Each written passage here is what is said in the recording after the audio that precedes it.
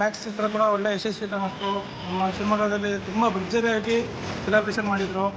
ಕೊಟ್ಟು ಇಡೀ ಇಂಡಸ್ಟ್ರಿಯಲ್ಲಿ ಬ್ಲಾಕ್ ಬಸ್ಟರ್ ಇಟ್ಕೊಟ್ಟಿದ್ದಾರೆ.